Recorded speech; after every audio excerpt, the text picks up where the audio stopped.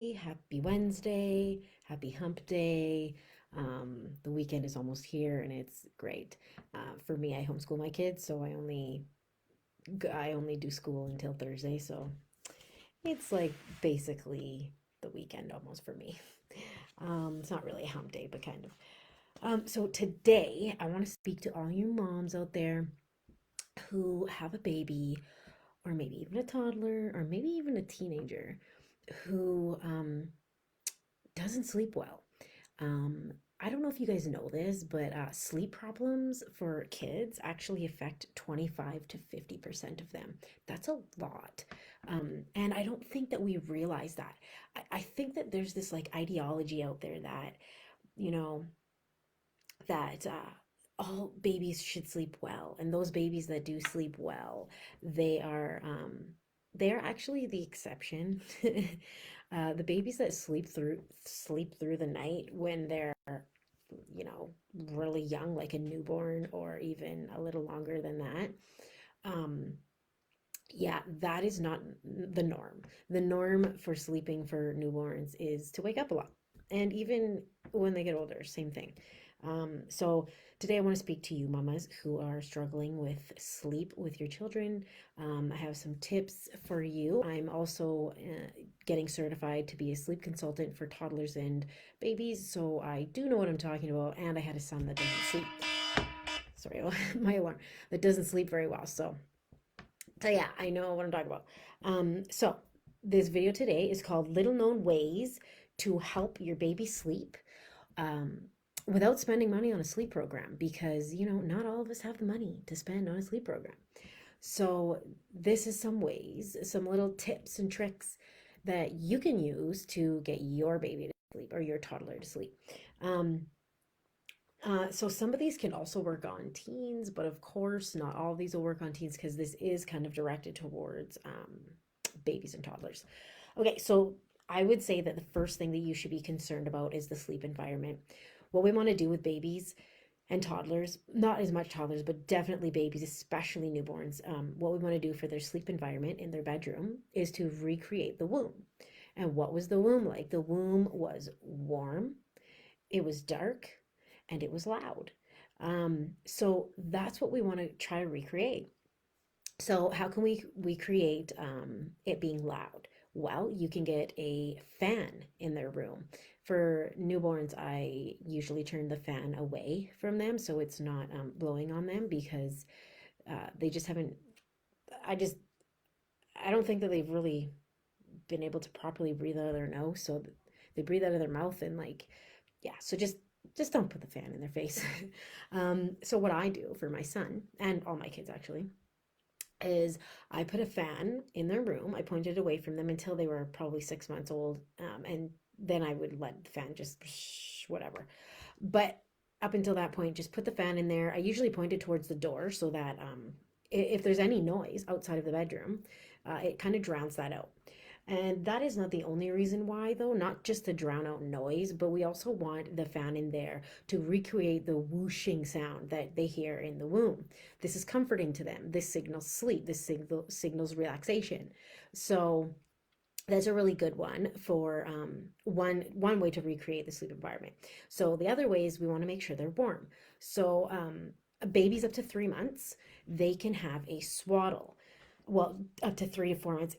It depends on when they can roll over. Once your baby can roll over, you cannot put them in a swaddle anymore. That is it's a danger to them, because they could roll over and not be able to roll back, and they can actually suffocate themselves. So use a swaddle up until they can roll. The swaddle keeps them, tucked in like they were in the womb, and it keeps them warm. Blankets are not only a hazard for babies, but they are also get kicked off easily. And until the age of 3, babies and children actually don't know how to pull a blanket back onto themselves. So they'll kick it off and then they won't know how to get it back on. And it's actually quite frustrating for them. So not only is it a hazard, but it's also disrupting their sleep. So this can cause waking, this can cause them to be cold, and so they'll wake up, or they're being frustrated because they can't get their blanket back on. So it causes early waking, it causes waking early from naps. Yeah, so we don't want that. So swaddle for when they're up until they can roll. And after that, you can use a sleep sack. My son uses a sleep sack. I've never used a blanket with him ever. So yeah, so we used the swaddle and then we went up to the sleep sack, and you can get different sleep sacks for different temperatures. Right now he has a winter sleep sack on, and coming into spring and summer, I'm going to switch to a lighter sleep sack. So he'll be the perfect temperature at all times. And usually they come with like a thing on they'll come with like an instruction manual on which sleep sack you should use for which temperature. Okay, so the last thing for recreating the womb would be so it has to be warm, it has to be loud, and it has to be dark. So it definitely has to be dark for very good reason. I would recommend blackout blinds, and I found that even that wasn't enough for my son. Even like a sliver of light coming in was enough to wake him up. So I actually put a garbage bag on his window, which you don't have to do that. I mean, it's free, but you can easily just go on Amazon and get like this blackout film, and you just put it onto the window, and it's actually removable and reusable, so you can take it on the go. Say you're going camping or you're going to sleep at your mom's or whatever, you can bring it with you and put it on the windows in that room. And so the reason why we want to do that is because when it is dark, the melatonin in our body will rise, the melatonin levels will increase, and that helps us to sleep. So when the melatonin levels go down, the cortisol levels go up, and cortisol is the stress hormone, or it is also known as something that makes you wake up, the wake up hormone. Stress, wake up. Melatonin is relaxing, calming. So the lighter it gets, the higher your cortisol levels raise, and then you wake up.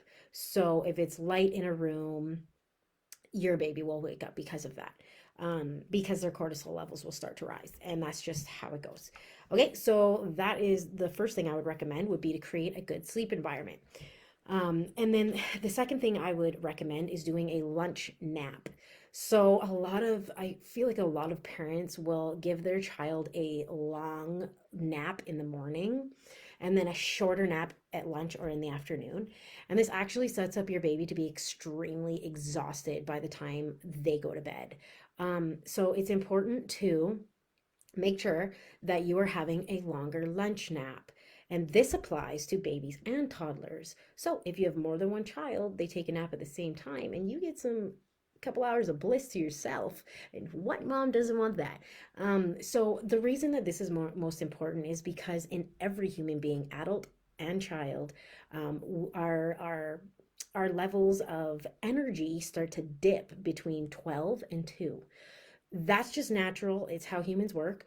So giving the lunch nap at that time gives them the most restorative sleep, and it encourages better sleep and better settling at bedtime. So with a younger baby, what you would do is they would wake up at 7, and then they would have a little tiny short nap, either 30 to 45 minutes, depending on the age of the baby, around 9. So they would be up at 7, sleep at 9 till 9:30 or 9:45, wake up, and then they'd have lunch and blah blah blah, and then at 12:30 they'd go down for their long lunch nap. This has to be 2 hours long if they are under 18 months old, and if they're under 24 months old, I would say. So then after that, they wake up from their lunch nap, and then come 4:45, I think it's actually 4, you'd give them a short nap. So I would say 15 minutes to half an hour, depending on the age of the baby. It always depends on the age of the baby. So, and then they would have bedtime at 7 o'clock. So that is why we need the lunch nap. So then when they get older and they become a toddler and they drop the morning nap and they drop the afternoon nap, that big lunch hour nap is still there. And that is honestly the most feasible way to do this, is to drop the 2 short naps, keep that lunch nap, and then there's not much transitioning. They still have that big nap, and you're not like switching around naps and all that stuff. So that's that. That's why the lunch nap is important, and that's why I recommend that. And then the third thing that I wanted to discuss would be the bedtime routine. Bedtime routine is really important to signal to your baby that it is time to go to sleep.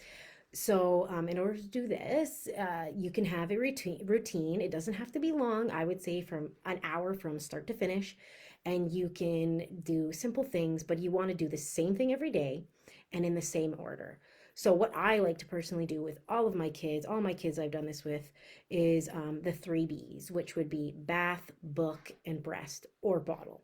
Um, so, if you do those three things every single night before bed, then it signals to the child in their brain, sleep is coming. I'm going to bed soon. And they know. And children thrive off routines. They love routine. It helps them to understand what's coming next.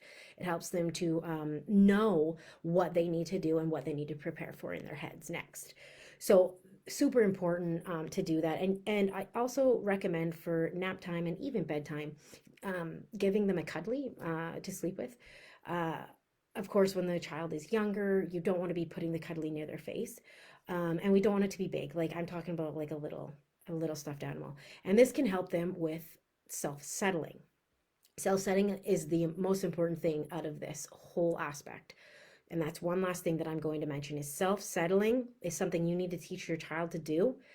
It's not something they know, it's something they're taught. So when you're wanting to self-settle, using things like cuddlies help, because then they feel comforted and they feel comforted and safe, and they have their cuddly. So another thing that works with self-settling is you need to make sure that you're putting your baby down awake, not sleepy, not like drowsy, awake, literally awake. They need to work out how to fall asleep on their own, on their own. You can't do that for them. So rocking them, breastfeeding them, whatever your way is of getting your child drowsy. Like for me, I would rock all of my kids until they were drowsy, and then I'd put them in their crib, and the second I did, wah! Or I'd put them in their crib, and 30 minutes later, when their sleep cycle ended, because that's how long a sleep cycle is between 30 and 45 minutes. When it ended, they'd wake up again. And that's because they needed me to put them asleep again, because they didn't know how to do it on their own. So that would be my last and final tip, is to make sure you are helping them to self-settle. And that means putting them to bed on their own, awake. They need to figure this out on their own. And giving them a cuddly can help them feel safe and comforted. I don't really recommend crying it out or anything like that, but to each their own. If each parent thinks, I wouldn't personally do that with my kids. I personally believe it causes trauma that they can carry with them until later on in life. But to each parent their own, and there's no judgment. However you want to put your baby to sleep or train them is your calling, but that's not something I recommend. So that is it for me. Those are my tips for great sleep hygiene and to get your baby to sleep without having to start a sleep program. So if you follow those consistently and you stick with those, then I guarantee you will see changes. But I'm talking about, you need to be consistent. You can't do it for 2 days and say, it's not working, I'm done. It has to be consistent for at least a week. Yeah, so those are my tips. Let me know in the comments if you like that, or if you didn't, or what you want to try, or what you think might not work. And if this spoke to you in any way, then please get the link in the description called Educated and Empowered Truth Seeking Mamas, and come join my group. I just started a 28-day challenge in there to help moms navigate this crazy but amazing world journey of motherhood, talking about topics that most won't, like vaccines, perinatal mental health, and of course, sleep training. So if that speaks to you, come and join my group. I'd love to have you there. And this is me signing out. So have a great Wednesday. Bye.